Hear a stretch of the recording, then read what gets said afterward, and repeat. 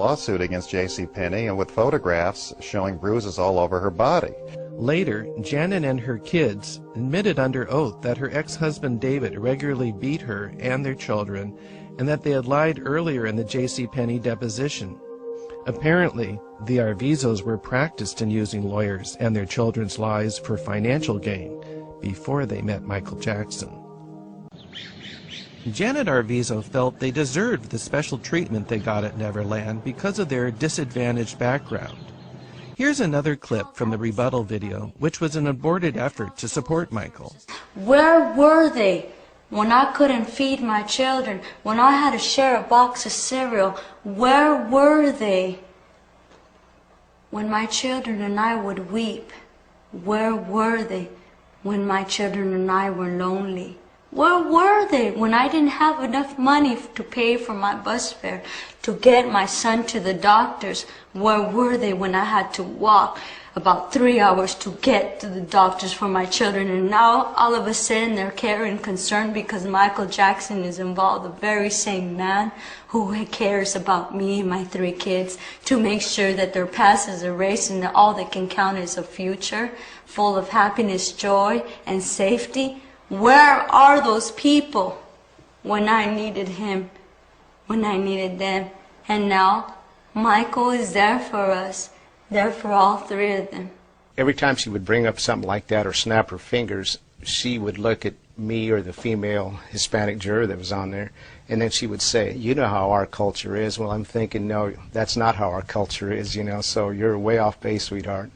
At the trial, the Arvizos claimed that they were forced to make this rebuttal video and to say complimentary things about Michael Jackson, and that it was all scripted for them. Many found this difficult to believe, especially after this segment was played. Wait, you know how these Bashir, you know how Bashir zoomed in on him holding hands? Do that the same thing. Because you know. Because that's what a mother does with a son, or a father does with a son, you know? And they try to make it out to be something wrong and dirty. Put your back straight. The hand holding thing. Okay. How did that make you feel? Oh, we're on camera? Yeah. Oh. We are? Yeah, I was just rolling. Oh, God! This is the outtakes of the outtakes. After viewing it several times, we felt this isn't scripted. Well, you know, the jury saw that tape, I believe, 5 times. So they had ample ability to decide whether she looked like she was being coerced and whether everything she said was memorized or scripted. And I think the verdict speaks for itself. Were the Arvizos skilled manipulators or honest everyday people? Here's one of the tapes where this question came up. This is the video where the sheriffs questioned Gavin about being molested by Michael Jackson. You can just sit right there, buddy. And we are going to try our best to make a case, okay, a criminal case. We're going to try our best. But you need to understand that we're going to need your cooperation. And Gavin, can you tell us what your conversations, what you guys talked about? Type of, like, video games and people he knew and like famous people. We talked about Neverland and cartoons and Simpsons and stuff.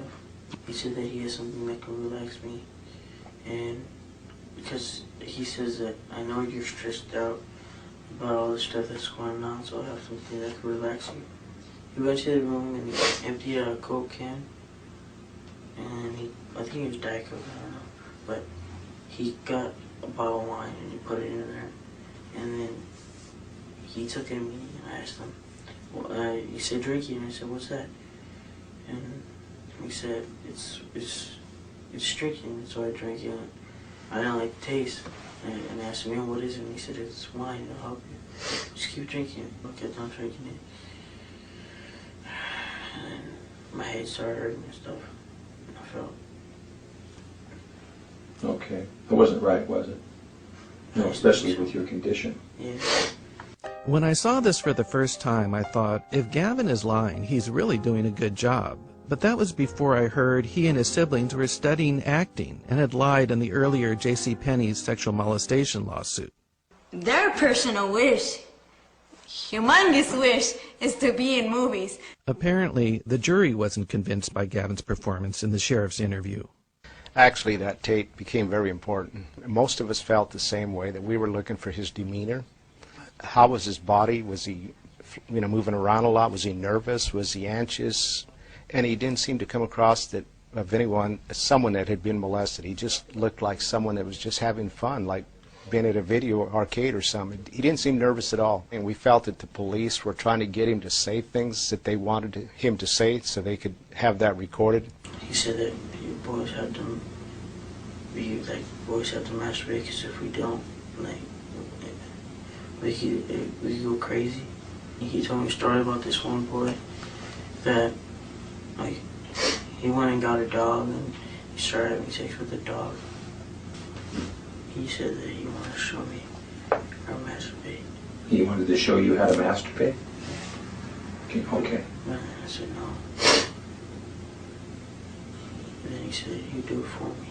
Okay. And did he do it for you?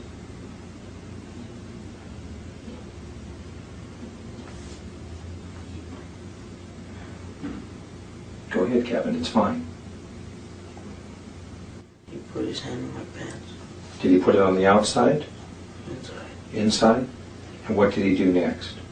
He started masturbating me. Okay. Then after a while, I told him I didn't want to do that. Did he stop? I told him not. And he kept on doing it. I told him he kept on saying that he wants to teach me, and I told him no. I told him no. And what, did he finally stop? Yeah, after like a long time. Did you, do you know what ejaculation is? You know what that means? I have no idea, but I don't really know. Did any white stuff come out that you remember? I don't know. You want something to drink? You're doing a very good job. Let me get you something to drink, okay, buddy? Where are those drinks at? Trial witnesses testified that they found Gavin and his brother masturbating to porno when Michael wasn't on the premises.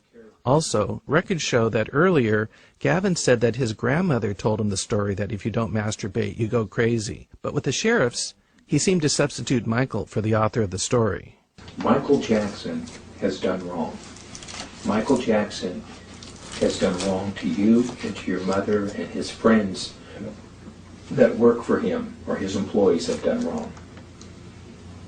After you've been through hell. Exactly. And for him to be giving you alcohol, also knowing your condition. Did Michael Jackson know your condition? And did he know that he was supposed to give you alcohol? Okay. Excellent job. At the trial, it came out that the Arvizos were badgering a number of celebrities for money and attention. Chris Tucker had interacted with this family on numerous occasions. He felt they took him for a ride. I remember him telling me when I first met him that he was told this child had cancer. He wanted to help them out. He invited them to the set in Las Vegas of Rush Hour 1. He thought they would spend a day, and they ended up spending, I think it was 10 days or 2 weeks, and billing him for the entire amount. And he went to Michael Jackson in Florida and said, "Be careful, something's wrong." Got a bad feeling about this. I think we should just beat it. Stop worrying and just follow me. Now, Jay Leno was interviewed by the Santa Barbara Sheriff's Department and secretly recorded by the sheriffs. He didn't know he was being recorded. And he told them words to the effect that this family had contacted him, that the 13-year-old accuser had tried repeatedly to get through to him, and that finally he had a conversation with him. He said that the 13-year-old sounded, overly rehearsed, sounded scripted. There seemed to be a woman in the background, directing what he said. And he got a bad feeling about what this young man was saying to him. And he thought they wanted money, although they didn't actually ask for it. And after that conversation, he told the staff not to let them put any calls through to him again, that he didn't have a good feeling about it. We thought, here's another one. They're trying to lure him in and suck him in like they did Michael Jackson. Michael Jackson's childlike innocence allowed the family the full use of Neverland, even when he was out of town, as he did with other families in need. They had access to all parts of the